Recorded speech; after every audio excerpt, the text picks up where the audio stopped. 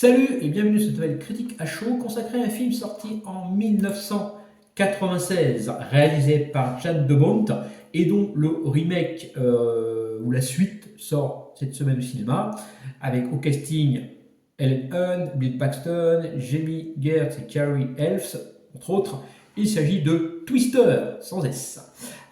Donc ça raconte quoi? On remonte un peu dans le temps, parce que l'histoire commence en 1969 avec Joe Harding, dont le père se fait emporter par une tornade de catégorie F5 et qui, 27 ans plus tard, se retrouve à la tête d'une équipe de chasseurs de tornades. On voit bien que cet événement l'a perturbé, qu'elle est obsédée par les tornades.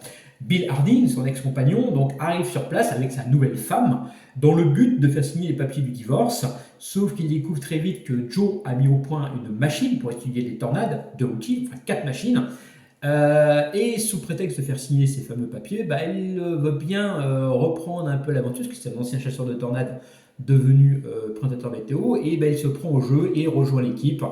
Et bon, ça remonte comme ça, crescendo tout le long du film, jusqu'au déroulement final que je n'ai pas vous spoiler. Alors, qu'est-ce que je pensais de ces films que j'ai pris plaisir à revoir hier soir? Eh bien, que c'est un très très bon blockbuster des années 90, un très bon film catastrophe. Oui, les effets spéciaux ont un petit peu souffert avec le temps, parce que bon, 96, on est en 2024, donc forcément, ça peut un petit peu piquer les yeux, mais franchement, ça va, hein, ça va. Il y a comme le début, effectivement, quand on les éclaire, je me dis, ouh là là, il a vu le film, mais en fait, non, non. Plus on avance dans le film et plus on voit, donc c'est bien. Ça tient la route, hein, franchement, pour l'époque. Les acteurs le casting est à fond. Les acteurs sont à fond dans leur jeu, notamment l'équipe qui compose, les acteurs qui composent l'équipe de Joe, qui sont complètement déjantés. Ce sont des trompe-la-mort, donc toute la journée ils trompent la mort pour reprendre des chasseurs, pour chasser ces tornades. Donc après c'est un petit peu caricatural, mais voilà, ça passe.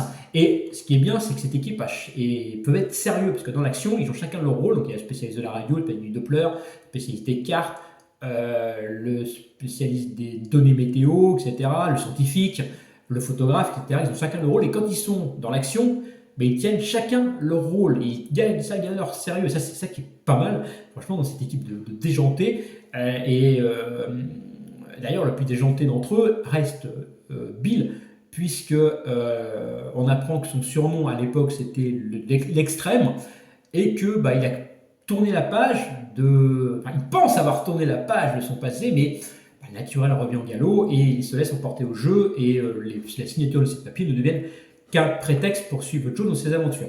Alors c'est un film avec très très bonne également photographie. Photographie qui est signée, alors je regarde, j'avais noté le nom, voilà, Jack and Green, donc très basé sur l'Amérique, puisqu'on a une grande scène vue de haut des longues routes américaines, donc c'est vraiment une carte postale du Middle West, et puis surmonté par ces magnifiques tornades. Voilà, la mise en scène, franchement, est super, le montage, ça fait franchement le effet. On se croirait vraiment d'un western moderne. L'adrénaline est l'unique carburant de ce film. C'est une espèce de course-poursuite entre l'équipe de Joe, l'équipe adverse également, parce qu'il y a une équipe adverse j'en ai pas parlé, mais dans le deal, et les tornades. Voilà, comme je dis, les effets n'ont pas tant vieilli que ça, on sent quand même le sentiment de danger, qui commence ces petites imperfections narratives et techniques du film. Ça reste quand même un film catastrophe indémodable, catastrophe et d'action d'ailleurs indémodable, qui emporte vraiment tout sous son passage.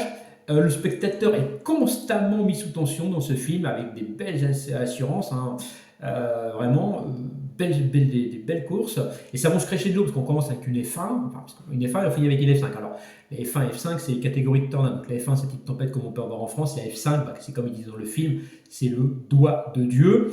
Sans qu'une F4, comme ils disent, te déménage une maison d'un bout à l'autre de la ville sans problème et gratuitement. En gros, c'est un peu ça. Pour moi, c'est un film vraiment à voir, à découvrir. C'est un film pas culte, mais peut-être incontournable des années 90, avec une très bonne son également. Donc si vous avez l'occasion de le voir, allez-y et comparez-le peut-être au remake qui est en train de sortir là, au cinéma, qui est actuellement à l'écran, et dont le copain Jus de Melon, je mets la petite fiche ici, a fait un excellent retour, et peut-être que moi j'irai le voir au cinéma, ou je le rattraperai, et je vous ferai également une critique à chaud dessus. Voilà, j'en ai fini avec cette critique à chaud un petit peu courte sur Twitter. Dites-moi ce que vous pensez de ce film en commentaire. Moi je vous dis à plus et à la prochaine. Salut!